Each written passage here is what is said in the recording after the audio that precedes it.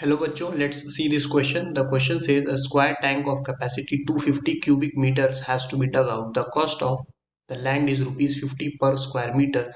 The cost of digging increases with the depth, and for the whole tank it is rupees 400 into h square, where h meters is the depth of the tank. What should be the dimensions of the tank so that the cost is minimum?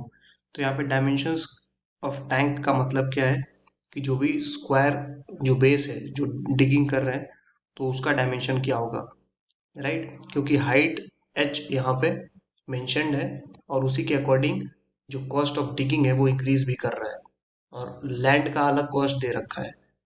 तो यहाँ पे cost हमें minimum करना है, तो जो की concept हो जाएगा इस क्वेश्चन का वो हो जाएगा मैक्सिमम मिनिमा से रिलेटेड। तो मैक्सिमम मिनिमा रिलेटेड जो टॉपिक होते हैं उसमें क्या करना होता है, कोई भी फंक्शन गिवन रहता है और हमें उसमें मैक्सिमम या मिनिमम से रिलेटेड एनालिसिस करना है। तो सबसे पहला स्टेप होता है कि हम उसका फर्स्ट डेरिवेटिव फाइंड करके जीरो के इक्वल कर दे, यानी f dash of x equal to zero. ऐसा करने से हमें कुछ पॉइंट्स मिलते हैं जहाँ पे ये फर्स्ट डेरिवेटिव जीरो हो रहा होता है। बट अब ये पॉइंट मिनिमा का पॉइंट है या मैक्सिमा का, ये तय करने के लिए हम सेकेंड डेरिवेटिव यानी F double dash of x one find करते हैं। अब ये F double dash of x one greater than zero भी हो सकता है और लेस देन जीरो भी हो सकता है। तो इस केस में हम बोलते हैं कि एक्स वन जो है हमारा कैसा पॉइंट है, it is a point of local minima. अगर ग्रेटर देन जीरो है सेकेंड डेरिवेटिव तो ये पॉइंट ऑफ लोकल मिनिमा कहलाता है, यानी यहाँ पे फंक्शन मिनिमम वैल्यू अटेंड करेगा। यहाँ पे एक्स वन पॉइंट कैसा हो जाता है, x one is a point of local maxima, right? तो ये की कॉन्सेप्ट है। अब इसमें आगे बढ़ते हैं। स्क्वायर जो टैंक है, तो बेस तो अगर हम देखें तो स्क्वायर इस टाइप से दिखेगा, ये एक्स होगा तो ये भी एक्स होगा, यानी एरिया ऑफ बेस अगर हम बात करें, एरिया ऑफ बेस वो हो जाएगा एक्स स्क्वायर जो भी टैंक होगा उसका। और इसी के अकॉर्डिंग यहाँ पे कॉस्ट ऑफ लैंड भी होगा।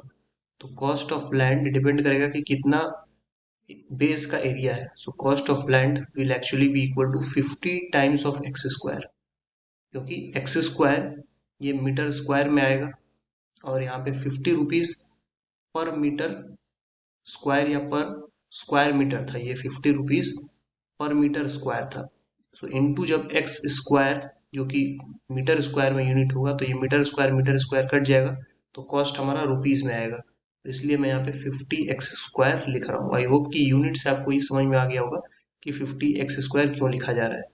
ठीक है, सो एरिया ऑफ बेस और कॉस्ट ऑफ लैंड क्लियर हो गया। अब कॉस्ट ऑफ डिगिंग क्या हो जाएगा, cost of digging already given है, वो हाइट के ऊपर या डेप्थ के ऊपर डिपेंड कर रहा है कि कितना डेप्थ पे हम डिगिंग कर रहे हैं। तो 400 एच स्क्वायर, तो टोटल जो कॉस्ट हो जाएगा सी वो हो जाएगा 400 एच स्क्वायर और प्लस लैंड का भी तो कॉस्ट था 50 एक्स स्क्वायर। बट अब ये जो इक्वेशन है इसको हम लोग डिफरेंशिएट करके जीरो पुट नहीं कर सकते, क्योंकि अभी इसमें एच और एक्स दो वेरिएबल्स हैं तो किसी एक को हटाना पड़ेगा। तो उसके लिए अगर हम देखें तो वॉल्यूम जब हम डिग करेंगे तो टोटल वॉल्यूम कितना हो जाएगा उस टैंक का, बेस एरिया तो एक्स स्क्वायर है और हाइट से अगर मल्टीप्लाई कर दे तो हमें वॉल्यूम दे देगा। और यही हमारा क्या होता है, कैपेसिटी भी होता है। वॉल्यूम का ही एक दूसरा नोमेनक्लेचर है कि कैपेसिटी भी बोलते हैं, और ये दे दिया है 250 क्वेश्चन में। तो यहाँ से h की वैल्यू हम 250 बाई एक्स स्क्वायर भी रख सकते हैं और एक्स स्क्वायर की जगह पे 250 बाई एच भी रख सकते हैं। कोई भी सब्सटीट्यूशन कर सकते हैं, तो हम एक्स स्क्वायर की जगह ये सब्सटीट्यूट कर लेते हैं। तो सी की जगह ये हो जाएगा 400 H square plus 50 into 250 by H. तो अब यहाँ से सी का एक्सप्रेशन एक और बार लिखते हैं, C is equal to 400 H square plus 50 into 250 by H. तो सी डैश की वैल्यू क्या हो जाएगी, दिस विल बी 800 एच और यहाँ पे माइनस साइन आ जाएगा और ये वैल्यू हो जाएगी 12500 डिवाइडेड बाई एच स्क्वायर। अब इसे इक्वेट करना होता है जीरो से, तो ये हमारे पास आ जाएगा 800 h is equal to 12500 by h square. H cube की वैल्यू क्या हो जाएगी 12500 बाई 800, तो ये दो जीरो तो कैंसिल हो गए। 125 को लिखा जा सकता है 5 क्यूब और 8 को लिखा जा सकता है 2 क्यूब, राइट? तो जब हम यहाँ पे क्यूब रूट लेंगे तो h की वैल्यू आ जाएगी 5/2 मीटर। तो ये मीटर में आ गया क्योंकि 250 मीटर क्यूब दिया हुआ था कैपेसिटी। तो हाइट आ गई, बट ये जो पॉइंट है या ये जो वैल्यू है, क्या इस वैल्यू पे कॉस्ट मिनिमम होगा या मैक्सिमम, ये पता करने के लिए सी डबल डैश यानी सेकेंड डेरिवेटिव भी निकालना पड़ेगा। तो उसके लिए सी डैश का एक्सप्रेशन लिखेंगे। यहाँ पे सी डैश एक्सप्रेशन क्या आ गया था, 800h माइनस 12500/h²। तो यहाँ से सी डबल डैश क्या आएगा, 800 हो जाएगा ये, और माइनस माइनस ये प्लस हो जाएगा क्योंकि 1/h² का डेरिवेटिव होता है -2/h³। तो माइनस पहले से था और ये माइनस माइनस प्लस हो जाएगा, और 12500 में 2 से जब मल्टीप्लाई होगा तो ये हो जाएगा 25000/h³। अब यहाँ पे अगर हम ध्यान से देखें तो h क्या है, h बेसिकली हाइट है। तो हाइट तो हमेशा पॉजिटिव होगा, और एक पॉजिटिव नंबर का क्यूब भी पॉजिटिव होगा। तो h हमेशा ग्रेटर देन 0 होगा।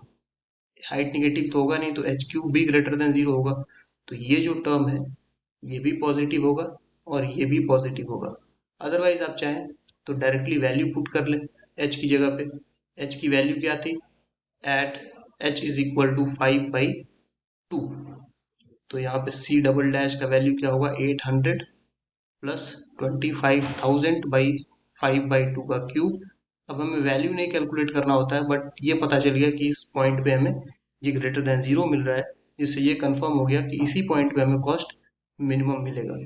तो हमारा क्वेश्चन क्या कहता था कि डायमेंशन ऑफ टैंक क्या होगा कि कॉस्ट मिनिमम हो जाए। तो अब यहाँ पे कंफर्म हो गया कि इसी पॉइंट पे h is equal to 5/2 metre पे हमारा कॉस्ट मिनिमम हो रहा है। तो यहाँ से हम डायमेंशन अब निकाल सकते हैं।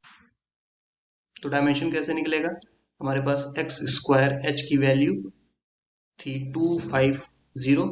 तो यहाँ से हम लोग x² लिख सकते हैं 250 डिवाइडेड बाई h। h की वैल्यू क्या है, 5/2। तो ये 50 इंटू 2 100 हो जाएगा। यानी x की वैल्यू यहाँ से x² इज इक्वल टू 100 से हम क्या कंफर्म कर सकते हैं कि जो x की वैल्यू आएगी वो 10 मीटर आ जाएगी। So this will be our right answer.